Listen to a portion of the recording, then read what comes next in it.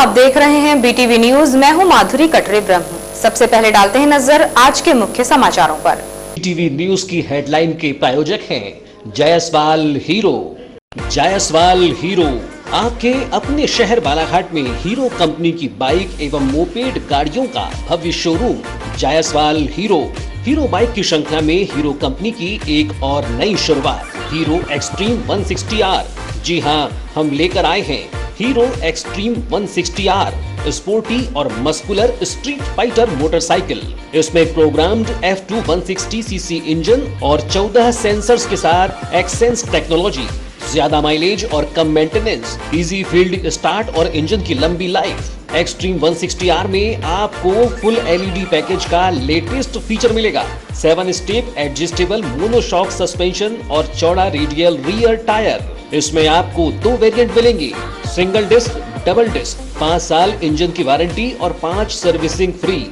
तो अब सोच क्या रहे हैं, फौरन चले आइए जायसवाल हीरो। हमारा पता है Jaiswal Hero, Ambedkar Chowk, degree college road, Balaghat. Mobile number 9425822335, 7290035447।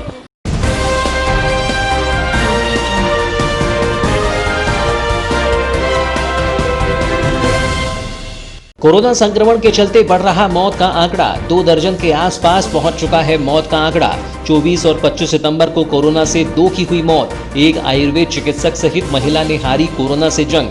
नगर पालिका के कर्मचारी की पत्नी ने तोड़ा दम। बालाघाट कोविड अस्पताल में चल रहा था उपचार। नगर पालिका में दहशत का माहौल। SBI मेन ब्रांच को भी किया गया है सील। इस वर्ष नहीं मनाया जाएगा दशहरा चल समारोह, नहीं होगा रावण दहन, कुंभकर्ण और मेघनाथ का दहन। घर में ही रहकर भक्त करें उपासना। कोरोना संक्रमण के चलते समिति ने लिया निर्णय। जिला प्रशासन और समिति की बैठक में लिया गया निर्णय। व्यापारियों से हो रही है ऑनलाइन ठगी। व्यापारियों ने की SP से मामले की शिकायत। कपड़ा हैंडलूम रिटेल एसोसिएशन ने सौंपा ज्ञापन। आरोपियों पर कार्रवाई की गई मांग।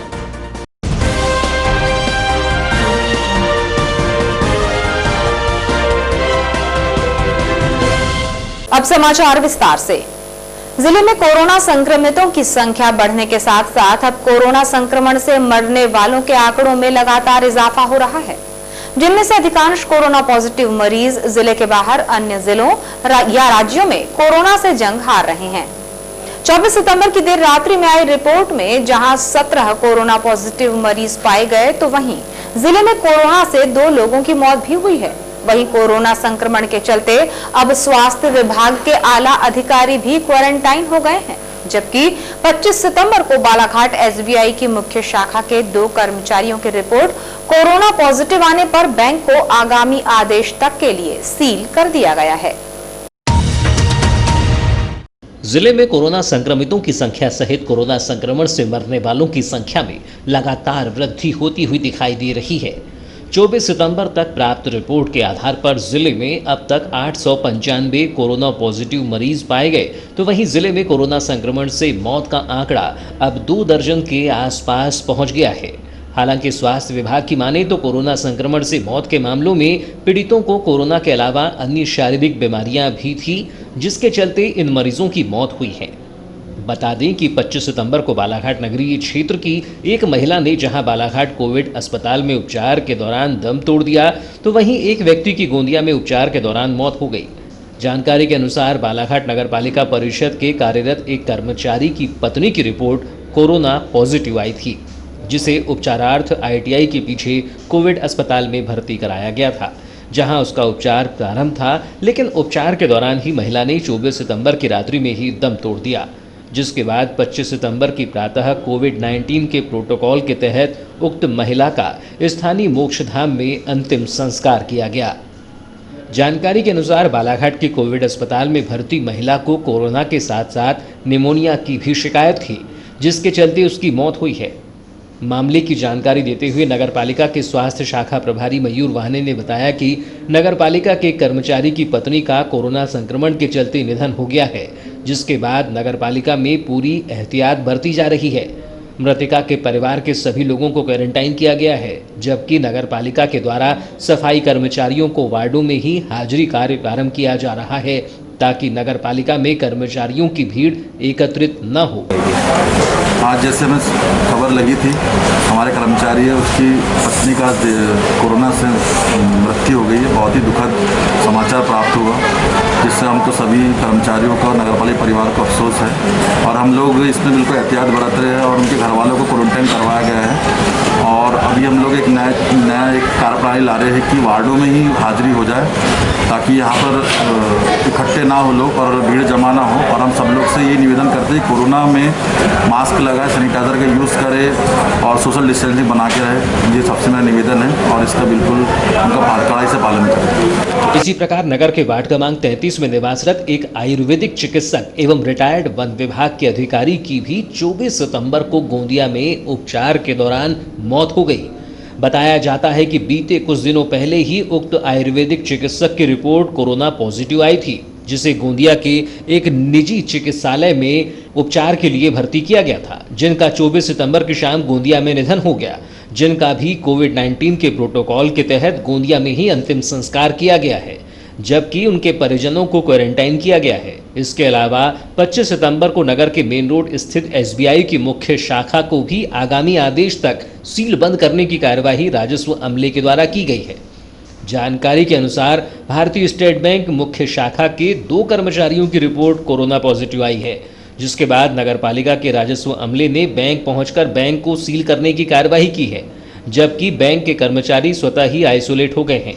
इसके अलावा बीते दिनों कोरोना संक्रमण की चपेट में आए स्वास्थ्य विभाग के अधिकारी की रिपोर्ट पॉजिटिव आने के बाद से बालाघाट मुख्य चिकित्सा एवं स्वास्थ्य अधिकारी मनोज पांडे सहित अन्य चिकित्सक भी क्वारंटाइन हो गए हैं। इधर 24 सितंबर को प्राप्त रिपोर्ट में बालाघाट जिले के 17 मरीज कोरोना पॉजिटिव पाए गए हैं। इसमें बालाघाट जिले में अब तक कुल 895 मरीज कोरोना पॉजिटिव पाए जा चुके हैं, जिनमें से 383 मरीजों का उपचार किया जा रहा है। शासन के प्रोटोकॉल के अनुसार ठीक हो जाने पर 501 मरीज अपने घर जा चुके हैं। 7 मरीजों को उपचार के लिए मेडिकल कॉलेज छिंदवाड़ा रेफर किया गया है और 4 मरीजों की मृत्यु हो चुकी है।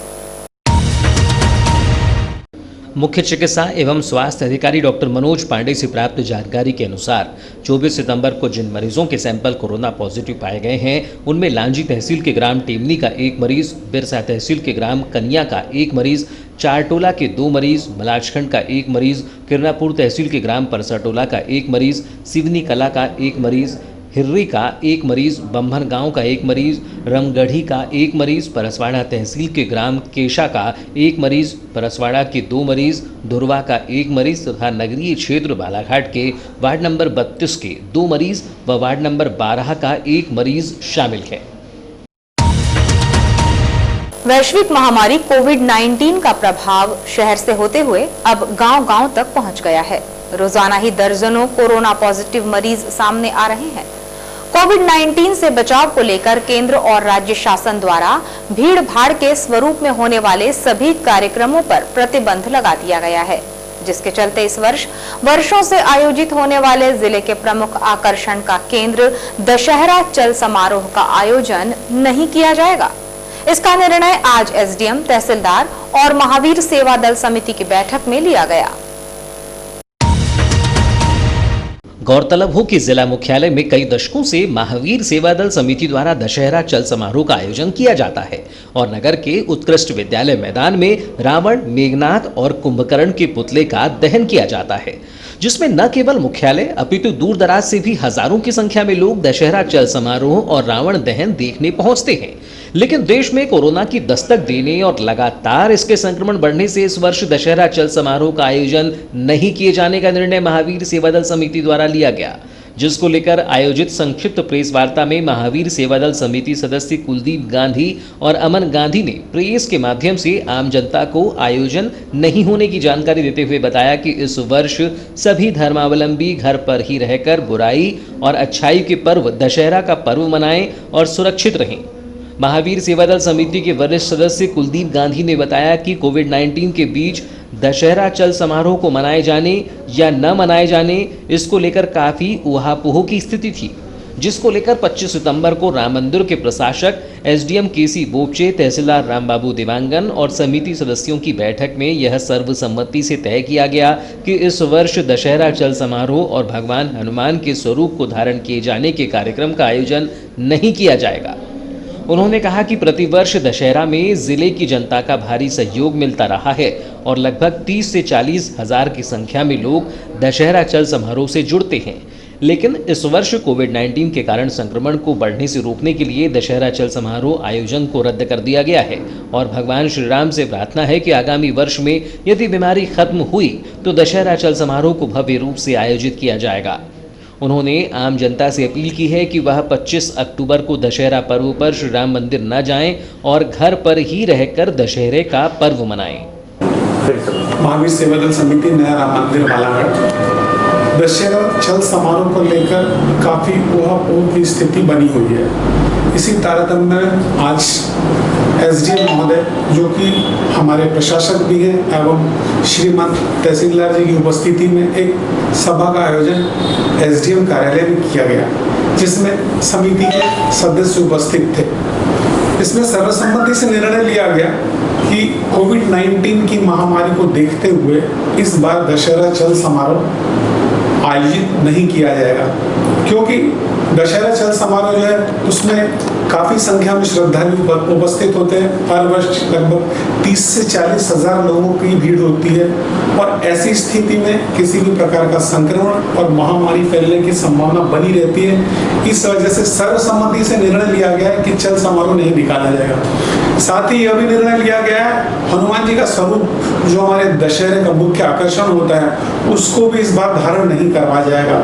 उसके पीछे कारण यह है कि अगर हम स्वरूप धारण करवाते हैं तो जो हमारी महावीर सेना है, वानर सेना, वो भी लगभग 5 से 6 हजार लोगों के बीच में होती है। उसमें से कौन सा व्यक्ति संक्रमित है कौन सा नहीं है यह उस समय देख पाना बहुत मुश्किल है। शासन द्वारा ऐसे निर्देश भी मिले हैं कि हर व्यक्ति को मुंह पे मास्क लगाकर चलना चाहिए, लेकिन इतने बड़े आयोजन में समिति हर आदमी को मास्क उपलब्ध कराए या हर आदमी उस भीड़ भाड़ के माहौल में मास्क लगाए, यह संभव नहीं है। इन सभी चीज़ों को ध्यान में रखते हुए सभी श्रद्धालुओं से, जिले की जनता से मैं कुलदीप गांधी अपील करता हूं कि हर बार आपका सहयोग हमें मिलता रहा है और आप बड़ी संख्या में उपस्थित होकर इस कार्यक्रम को सफल बनाते रहे, जिसके लिए मैं आपका हृदय से धन्यवाद करता हूं।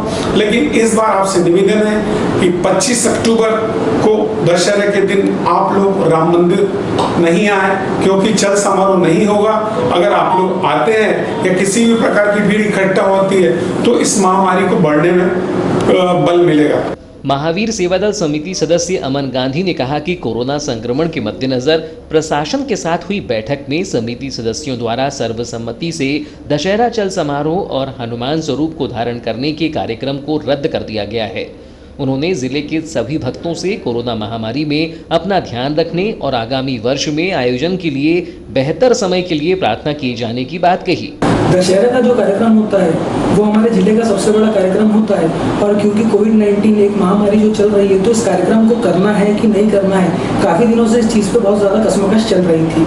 आज जो हमारे प्रशासक महोदय हैं माननीय केसी बोपचे जी, उनके साथ हमारी एक मीटिंग की गई जिसमें समस्त समिति के लोगों का आना हुआ और सबकी उपस्थिति रही, जिसमें बोपचे जी द्वारा यह बताया गया कि केंद्र सरकार और राज्य सरकार की किसी भी गाइडलाइन में किसी भी प्रकार के चल समारोह की कोई भी प्रकार की अनुमति नहीं है, जिसको देखते हुए यह प्रशासन द्वारा और केसी बोपचे जी द्वारा निर्णय लिया गया कि जो इस बार का चल समारोह है उसको स्थगित किया जाता है और जो कि हमारे हनुमान जी का स्वरूप बाहर निकाला जाता है, जिसकी पूजा अर्चना बहुत ही मन और लगन से की जाती है, उसको भी जो है इस बार हम बाहर नहीं निकालेंगे। तो मेरा सभी भक्तजनों से यही कहना है कि कोरोना महामारी को चलते हुए आप लोग ध्यान रखें अपना और अपने घरों में इस बार श्रद्धा से और बहुत लगन से दशहरे का कार्यक्रम मनाएं और भगवान से दुआ करें कि अगले साल जो भी कार्यक्रम हो वो बहुत ही अच्छे तरीके से और बहुत भव्य तरीके से हो। विभागीय दंडाधिकारी कार्यालय बालाघाट में 25 सितंबर को एसडीएम केसी बोपचे की अध्यक्षता में अधिकारियों एवं धार्मिक आयोजन करने वाली समितियों के सदस्यों की बैठक का आयोजन किया गया था। बैठक में महावीर सेवा दल समिति नए राम मंदिर बालाघाट से आए सदस्यों एवं व्यक्तियों से दशहरा उत्सव एवं धार्मिक आयोजन के संबंध में चर्चा की गई। जिसमें समिति सदस्यों को मध्य प्रदेश शासन गृह मंत्रालय भोपाल की 18 सितंबर के आदेश में जारी निर्देशों से संबंधितों को अवगत कराया गया।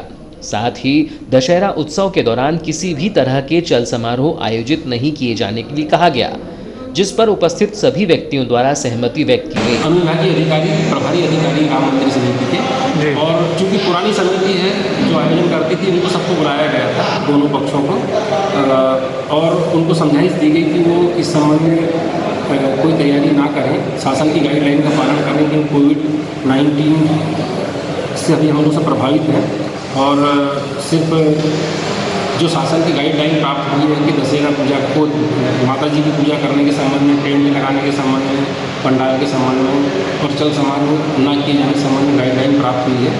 और इसी संबंध में यहाँ पर पुलिस अधिकारियों के साथ में एक बैठक में ये निर्णय लिया गया कि दशहरे के दिन कोई चल समारोह आयोजित नहीं किया जाएगा।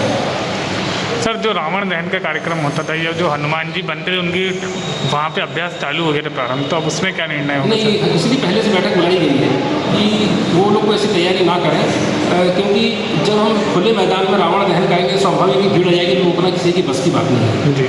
तो शासन की गाइडलाइन यही है कि जो दुर्गा जी का विसर्जन होगा उसमें अनुमति लेकर 10 लोग ही जा पाएंगे, इसके अलावा किसी भी कार्यक्रम की अनुमति नहीं है। बैठक में नगर पुलिस अधीक्षक तहसीलदार रामबाबू देवांगन, कोतवाली थाना प्रभारी एमआर रोमड़े भी उपस्थित थे, जबकि देर शाम हुई प्रेस वार्ता के दौरान महावीर सेवा दल समिति के सदस्य सौरभ कपूर, राजा भल्ला, सुनील गांधी एवं सुशील माखीजा प्रमुख रूप से उपस्थित थे। कपड़ा व्यापारी से ऑनलाइन ठगी के मामले को लेकर बालाघाट रेडीमेड कपड़ा हैंडलूम रिटेल एसोसिएशन ने पुलिस अधीक्षक को ज्ञापन सौंपा है। उन्होंने बताया कि सामान लेने के बाद कुछ असामाजिक तत्वों द्वारा ऑनलाइन पेमेंट कर ठगी की गई है। इस दौरान व्यापारियों ने बताया कि हमारे प्रतिष्ठान नगर के अलग अलग स्थानों पर संचालित किए जा रहे हैं। वर्तमान समय में चल रही ऑनलाइन व्यवस्था का हमारे प्रतिष्ठानों में भी विधिवत रूप से परिपालन किया जा रहा है, लेकिन इस सुविधा का दुरुपयोग करने की मंशा के चलते कुछ असामाजिक तत्वों के द्वारा गत दिनों मोबाइल के माध्यम से ट्रिक ऑनलाइन पेमेंट सॉफ्टवेयर के माध्यम से व्यवसायियों को झूठा भुगतान किए जाने के संबंध में आपराधिक प्रयास किया गया है, जिसकी शिकायत कोतवाली थाने में भी की गई है और आज पुलिस अधीक्षक को इस बारे में ज्ञापन दिया गया है। ज्ञापन सौंपने पहुंचे रेडीमेड कपड़ा हैंडलूम रिटेल एसोसिएशन के अध्यक्ष अनिल शर्मा ने बताया कि व्यापारियों द्वारा ऑनलाइन ठगी होने की शिकायत प्राप्त हुई है, जिसमें ग्राहक सामान लेने के बाद एटीएम से ऑनलाइन पेमेंट करने की बात करता है। पेमेंट करने के बाद सक्सेस दिखाता है, लेकिन खाता देखने पर पेमेंट नहीं आता है। इस तरह एक ही व्यक्ति द्वारा नगर के 2 कपड़ा दुकानदारों से ऑनलाइन ठगी की गई व एक से ठगी करने का प्रयास किया गया, जिससे भविष्य में इस तरह किसी व्यापारी से ठगी न हो, इसके लिए पुलिस अधीक्षक से ऑनलाइन ठगी करने वालों के खिलाफ कार्रवाई करने की मांग की गई है। सर बताइए, आज एसपी साहब को ज्ञापन सौंपने गया था, मेरे कुछ व्यापारी भाइयों द्वारा मुझे शिकायत प्राप्त हुई थी कि ऑनलाइन ठगी हो रही है। पेटीएम के थ्रू ऑनलाइन ठगी होती है जब ग्राहक आता है और वो ऑनलाइन यानी पेमेंट करने की बात करता है। जब ऑनलाइन पेमेंट होता है तो सक्सेस दिखा देता है। जहाँ सक्सेस दिखाता है तो हमको ऐसा लगता है कि हमारे उसमें पेमेंट आ गया, लेकिन बाद में जब मैंने उसका हम अवलोकन करते हैं तो वो पेमेंट हमारे अकाउंट में नहीं आता है, अकाउंट में नहीं आता। इस तरह से हमारे और भी कई भाइयों के साथ ठगी हो चुकी है। कल गुरु नानक मेंसवेयर वाले भाई साहब की शिकायत आई थी, उसके बाद बजाज मेंसवेयर, उसके बाद पुष्पांजलि के लगभग तीनों जगह एक साथ एक ही व्यक्ति द्वारा इस तरह की ठगी करने की कोशिश की गई। तो मेरा माननीय एसपी साहब से निवेदन है और हम ज्ञापन सौंपकर उनको इस जानकारी को अवगत कराना चाहते हैं कि आगे कभी भी इस तरह का कोई भी नुकसान किसी व्यापारी को न उठाना पड़े और इस तरह की ऑनलाइन ठगी पर कड़ी से कड़ी कार्रवाई कर व्यापारियों का सहयोग करें। कपड़ा व्यापारी महेंद्र काकरिया ने बताया कि दुकान में 2 ग्राहक आए, जिनके द्वारा 1700 रुपये की खरीदी की गई, जिनके द्वारा 700 रुपये दिए गए और 1000 रुपये ऑनलाइन पेमेंट किया गया। जब आधा घंटा बाद खाता चेक किया गया तो खाते में राशि नहीं आई, जिसकी सूचना संघ के अध्यक्ष को दी गई। उन्होंने कहा कि ऑनलाइन ठगी हो रही है, जिससे ग्राहक द्वारा पेमेंट करने पर तुरंत खाता चेक करें। आपका नाम बताएं। मैं मयंक कांकरिया, पुष्पांजलि कलेक्शन के संचालक। कल 2 लड़के मेरे पास आए। हाँ, वही 2 लड़के ब्लैक जैकेट वाला वही लड़का था। उन लोगों ने एक शर्ट खरीदी मेरे पास 1700 रुपये की। 700 रुपये नकदी पेमेंट करे उन्होंने मेरे को और बोले 1000 रुपये फ़ोन पे कर देते। उन्होंने मेरे को ट्रांजेक्शन सक्सेसफुल का मैसेज दिखाए। वो नंबर मेरे पापा के नंबर में मैसेज जाता है, तो मैंने चेक नहीं करा, सक्सेसफुल हो गया तो लगभग ट्रांजेक्शन वो हो जाता है, सक्सेस हो जाता है। मैंने चेक नहीं करा, मैंने उनको शर्ट दे दिया, तो वो 1000 रुपये में बाद में मैंने चेक करा 8 घंटे बाद, तो मेरे खाते में वो पैसे नहीं है। वो उन लोगों ने ऑनलाइन ठगी कर रहे हैं इस चीज़ से। क्या लगता है कि ऑनलाइन पेमेंट लेना चाहेंगे या नहीं लेना चाहेंगे? सर ऑनलाइन पेमेंट में बुरा ही नहीं है, लेकिन जो फर्जीवाड़ा हो रहा है उसके लिए हमको थोड़ा सतर्क और ज़्यादा होना पड़ेगा। आपको तुरंत चेक करना पड़ेगा, क्योंकि अकाउंट तुरंत चेक करना पड़ेगा। ये वही लड़के जो सभी दुकानों हाँ जी, सब दुकानों में वही लड़के। संयुक्त मोर्चा मंडी कर्मचारी संघ के प्रांतीय आह्वान पर 25 सितंबर से कृषि उपज मंडी के कर्मचारियों ने अनिश्चितकालीन हड़ताल प्रारंभ कर दी है, जिससे बालाघाट जिले के सभी 7 कृषि उपज मंडी के कर्मचारी काम बंद कर आज से ही मंडी प्रांगण में हड़ताल पर बैठ गए हैं, जिससे 25 सितंबर को मंडी में काम पूरी तरह से बंद रहा। मंडी कर्मचारियों ने बताया कि सरकार द्वारा लागू किए जा रहे मॉडल एक्ट व मंडी निजीकरण के विरोध में प्रांतीय आह्वान पर कृषि उपज मंडी के कर्मचारियों द्वारा अनिश्चितकालीन हड़ताल की जा रही है। इस एक्ट का मंडी के तुलावटी हमाल द्वारा भी खुलकर विरोध किया जा रहा है। केंद्र सरकार व मध्य प्रदेश शासन द्वारा मॉडल एक्ट लागू करने का अध्यादेश जारी किया गया है, जिसका लगातार विरोध कृषि मंडी समितियों के द्वारा किया जा रहा है। इस अध्यादेश के लागू होने से मंडी के बाहर अनाज की खरीदी बिक्री की अनुमति देने के साथ टैक्स में छूट दी जा रही है, जिससे मंडी में उपज आना बंद हो जाएगी, जिससे मंडी की आवक कम होगी। मंडी सचिव अंबुलाल तैकर ने बताया कि केंद्र सरकार के द्वारा पारित किए जा रहे अध्यादेश का संयुक्त संघर्ष मोर्चा मध्य प्रदेश मंडी बोर्ड के द्वारा लगातार विरोध किया जा रहा है। आज से प्रदेश की सभी मंडी कर्मचारियों ने अनिश्चितकालीन हड़ताल प्रारंभ कर दी है। पूर्व में भी अपनी मांगों को लेकर शासन प्रशासन को ज्ञापन दिया गया था, लेकिन सरकार के द्वारा हमारी मांगों पर अमल नहीं किया गया। उन्होंने कहा कि जब तक मांगे पूरी नहीं होती हड़ताल जारी रहेगी। हमारी मांगे हैं, हमारे वेतन भत्ते शासन द्वारा सुनिश्चित किया जाए, क्योंकि जो अभी बिल पास हुआ है संसद और राज्यसभा में, जिसके तहत कोई भी व्यापारी अपनी प्राइवेट मंडी खोल के अपने प्राइवेट प्रतिष्ठान पे खरीदी कर सकता है और मंडी प्रांगण में शासन के द्वारा जो है निर्धारित टैक्स, यहाँ पर माल क्रय करने पे उनको टैक्स लगेगा और बाहर क्रय करने पे फ्री है। इस कारण से बहुत अंतर हो गया दोनों के बीच में। बाहर फ्री है तो व्यापारी ज़्यादा बाहर खरीदी करने पे अपना वो रखेगा, इसलिए वो मंडी प्रांगण में नहीं आ रहा है। मंडी प्रांगण में नहीं आ रहा है तो मंडी के जो मंडी टैक्स मिलता है, जो फीस मिलती है, वो फीस हमको नहीं मिलेगी, जिससे किसान और नहीं आ रहा है, व्यापारी नहीं आ रहा है, तो यहाँ भाव भी कम रहेंगे। टैक्स लगने के कारण कर्मचारियों पर क्या असर पड़ेगा इसका? इससे क्या, जब टैक्स ही नहीं आएगा तो हमारे जो वेतन भत्ते हैं, हमारे वेतन भत्ते हमारे द्वारा जो अर्जित किया जाता है टैक्स, उसी में से मतलब हमारे वेतन भत्ते स्थापना भी होता है और कुछ परसेंटेज जो है सड़क निधि में, कुछ स्टाफ बोर्ड के लिए भिजवाते हैं। तो क्या डर बना हुआ है आपको? अगर ऐसा नहीं होता है तो उससे क्या प्रक्रिया होगी? आप लोग क्या नौकरी के निकाला जाएगा? कुछ इस तरह की नौकरी से निकालने वाली नहीं है। क्या है, हमारा अभी 4 माह का वेतन लंबित है, तो हमारे जो है जीविका चलाने के लिए बहुत बड़ी समस्या।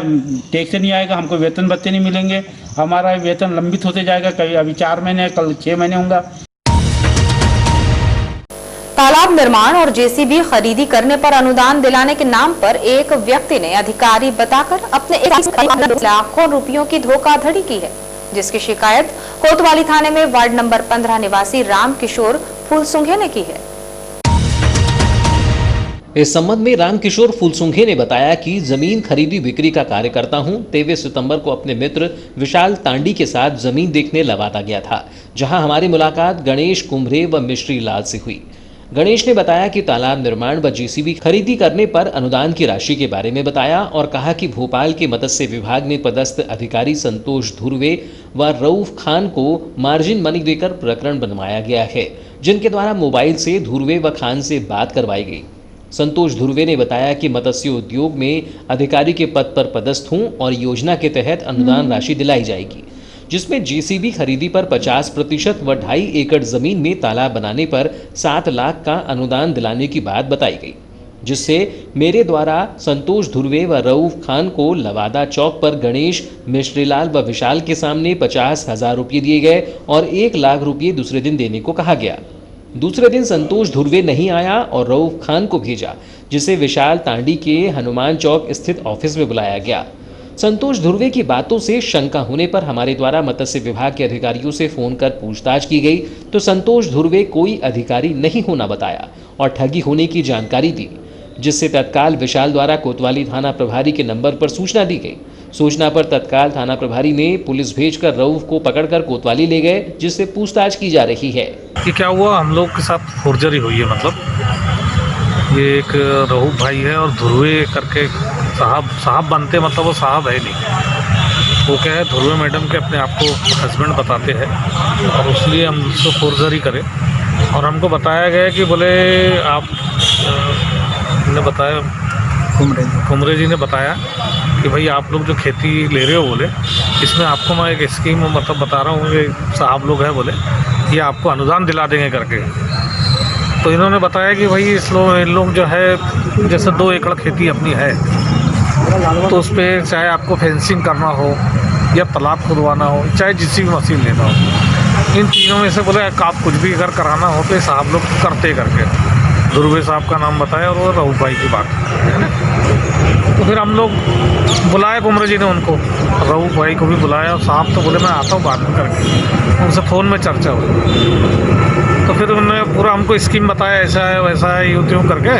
तो स्कीम में उन्होंने समझाया कि 1.5 लाख रुपए आप लोग अगर दोगे तो 7 लाख की सब्सिडी तुम्हारे को मिलेगी। तो इसी कारण से फिर हमने 50,000 रुपये उनको तुरंत वहीं बात करे जैसी वैसी दिए और 1 लाख रुपए और मांग रहे थे वो। तो हमने बोले 1 लाख रुपए हम आपको यहाँ नहीं दे सकते, आप कल बालाघाट आना। जब हमने उनको बालाघाट बुलाए तो थोड़ा सा क्या है वो आदमी डरा हुआ जैसे था, रऊफ भाई पैसे लेने आए थोड़े से डरे हुए जैसे थे, तो हमको थोड़ा सा डाउट गया। तो फिर हम लोगों ने बालाघाट थाने में भी विशाल तांडी जी ने भी फ़ोन लगाया और हम लोगों ने मछली विभाग से पता करे कि भाई एक आदमी ऐसा ऐसा है जो आपके यहाँ अपने आप को अधिकारी बोलता है और हम लोगों से पैसे की मांग कर रहे हैं, हम लोग दे या ना दे इनको पैसे। तो वो पूरी फिर वो मैडम भी आई और वहाँ की मछली विभाग की टीम भी आई और थाने के कुछ पुलिस वाले भी आए। तो उन्हें एक लिखित दस्तावेज जो प्लान बना रहे थे, वो रऊफ भाई जो एक प्लान समझा रहे थे हमको टेबल में, वो कागज़ भी लेके गए और हम लोगों से आवेदन लिखवाए वहाँ पे और वो आवेदन भी लिखे। इस बारे में गणेश कुमरे ने कहा कि संतोष धुर्वे ने भोपाल में मत्स्य विभाग में अधिकारी होना बताया और किसानों को योजनाओं पर तालाब निर्माण व जेसीबी खरीदी में अनुदान दिलाने की जानकारी दी। जेसीबी खरीदी पर 32 लाख में 16 लाख का अनुदान दिलाने व तालाब निर्माण में 7 लाख का अनुदान दिलाने कहा गया, जिसके लिए 1.5 लाख रुपये मार्जिन मनी देना बताया, जिससे मेरे द्वारा जमीन बेचकर 1.5 लाख रुपये दिए गए। इसके अलावा करीब 5 से 6 लोगों से भी अनुदान दिलाने धोखाधड़ी की गई है। संतोष के साथ जरा मोहगांव कटंगी निवासी रऊफ खान भी हैं, दोनों के द्वारा ठगी की गई है। एक मत्स्य विभाग का ने एक अधिकारी नाम बताया सुधीर धुर्वे, और उनने बताया कि मैं भोपाल में पदस्थ हूँ, मेरी वाइफ ने बालाघाट में मत्स्य विभाग में धुर्वे मैडम करके बताया नाम। हमने वहाँ पता भी लगाया था कि धुर्वे मैडम पदस्थ थी। हमने बताया मेरी वाइफ है और मैं मत्स्य विभाग का किसानों कृषकों के लिए जो सब्सिडी आती है, तालाब गहरीकरण, तालाब बनाना, उसमें 7 लाख की सब्सिडी है। पूर्ण आने वो सब्सिडी आने मिलेगी, आपको कोई पैसा नहीं पटाना है। और दूसरी योजना वो बताया कि आपको जेसीबी मशीन अगर लेना है 32 लाख की, उसमें 8 लाख सब्सिडी मिलेगी, 16 लाख की सब्सिडी मिलेगी और 16 लाख आपको पटाना है। तो उसमें बोले 1.5 लाख रुपए आपको देना पड़ेगा। मैंने 1.5 लाख रुपए दिया था और तालाब के लिए एक ने 32,000 दिया और एक 35,000, ऐसा उनको पैसा दिया। फिर हमने पता लगाया वहाँ मत्स्य विभाग में, हमारा 3 महीना हो गया, हमारा कोई तालाब के लिए आया और ना कोई जेसीबी मशीन का हुआ है। फिर हमने पता लगाया मत्स्य विभाग में जाके, तो वहाँ धुर्वे मैडम से पूछे आपके यहाँ मिस्टर कोई भोपाल में है क्या, तो वो बोले कोई भोपाल में नहीं है। तो हमारे मैंने बोला केस लगे हैं यहाँ 8-10 लोग कृषकों के, तालाब के हैं और जेसीबी मशीन के लिए।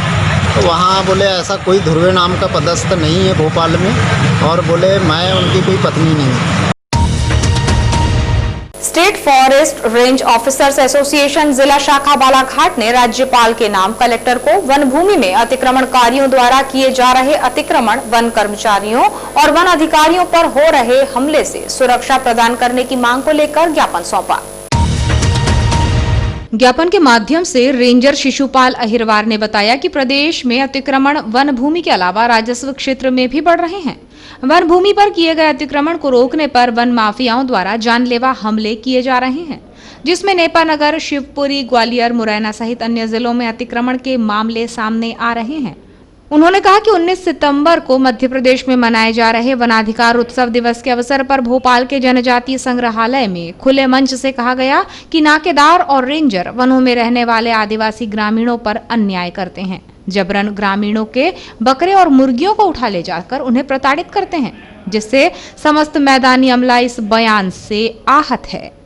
विगत दिनांक 19/9/2020 को हमारे प्रदेश के मुख्यमंत्री श्री शिवराज सिंह चौहान जी द्वारा हम समस्त वन अमले को वन रक्षक से लेकर रेंजर तक उन्होंने बकरा बकरी और मुर्गा मुर्गी चोर बताया गया है और साथ में रेंजर डेंजर होता है और वनाधिकार के लिए रोड़ा बताया है, जिस पे हम सभी वन अमले बहुत दुखी और अपने आप को उपेक्षित महसूस कर रहे हैं। इसलिए हम लोगों ने प्रांतीय आह्वान पर और एकजुटता के साथ ये विरोध स्वरूप ज्ञापन दिया है कि माननीय वो अपनी इस बात का खंडन करें और हमको संरक्षण प्रदान करें। रूपझर थाना अंतर्गत आने वाली उकवा चौकी के प्रभारी द्वारा अनावश्यक रूप से परेशान करने की गरज से झूठा मामला दर्ज कर मानसिक, शारीरिक और आर्थिक रूप से प्रताड़ित करने की शिकायत शुक्रवार को उकवा निवासी राकेश ने पुलिस अधीक्षक अभिषेक तिवारी से की। पीड़ित ने इस मामले की जांच करवाकर उचित कार्यवाही किए जाने की मांग की है। शिकायतकर्ता राकेश ने बताया कि 20 सितंबर को उकवा पुलिस चौकी में बुलाया गया। चौकी प्रभारी पंकज तिवारी ने कहा कि तुम्हारे द्वारा मोबाइल की चोरी की गई है, जिससे तुम्हें गिरफ्तार किया गया है, जिससे मेरे द्वारा कहा गया कि मैंने कोई चोरी नहीं की है, जिससे चौकी प्रभारी तिवारी ने कहा कि तू सट्टा खिलाता है, 50,000 की व्यवस्था कर, नहीं तो चोरी के मामले में फंसा दूंगा, और मारपीट कर मानसिक शारीरिक रूप से प्रताड़ित किया गया। इसके बाद 21 सितंबर को बैहर न्यायालय में पेश कर जेल भेज दिया गया।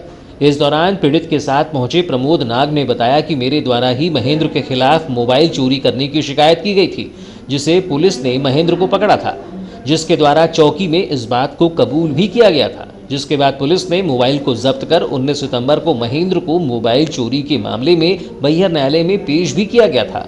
बावजूद इसके उक्त मोबाइल चोरी के मामले में राकेश नाग को झूठा फंसाकर परेशान किया गया है। उन्होंने पुलिस अधीक्षक से इस मामले की जाँच कर न्याय दिलाने की मांग की है। आपका मोबाइल चोरी हुआ था, किसने चुराया था? मेरा मोबाइल चोरी हुआ था रात के समय, महन भरत ने चोरा था और चौकी में ने खुद कबूल भी किया था कि मैंने चोरा हूँ गई थी। अच्छा, तो उसके बाद फिर क्या स्थिति निर्मित हुई? जब वो अंदर लेके गया उसको मारपीट की, जब पता चला कि मैंने चोरा हूँ बताया हमने, उसके बाद में 2-3 दिन के बाद में राकेश चाचा को उठा के ले गया पुलिस वालों ने और झूठा आरोप लगा के राकेश चाचा को बताया।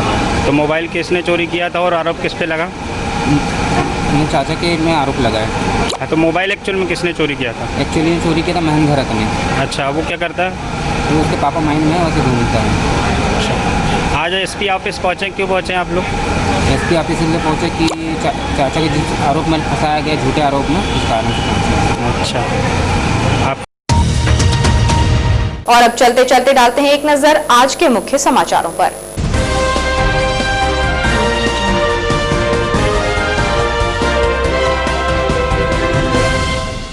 कोरोना संक्रमण के चलते बढ़ रहा मौत का आंकड़ा, 2 दर्जन के आसपास पहुंच चुका है मौत का आंकड़ा। 24 और 25 सितंबर को कोरोना से 2 की हुई मौत। एक आयुर्वेद चिकित्सक सहित महिला ने हारी कोरोना से जंग। नगर पालिका के कर्मचारी की पत्नी ने तोड़ा दम। बालाघाट कोविड अस्पताल में चल रहा था उपचार। नगर पालिका में दहशत का माहौल। SBI मेन ब्रांच को भी किया गया है सील। इस वर्ष नहीं मनाया जाएगा दशहरा चल समारोह, नहीं होगा रावण दहन, कुंभकर्ण और मेघनाथ का दहन। घर में ही रहकर भक्त करें उपासना। कोरोना संक्रमण के चलते समिति ने लिया निर्णय। जिला प्रशासन और समिति की बैठक में लिया गया निर्णय। व्यापारियों से हो रही है ऑनलाइन ठगी। व्यापारियों ने की SP से मामले की शिकायत। कपड़ा हैंडलूम रिटेल एसोसिएशन ने सौंपा ज्ञापन। आरोपियों पर कार्रवाई की गई मांग।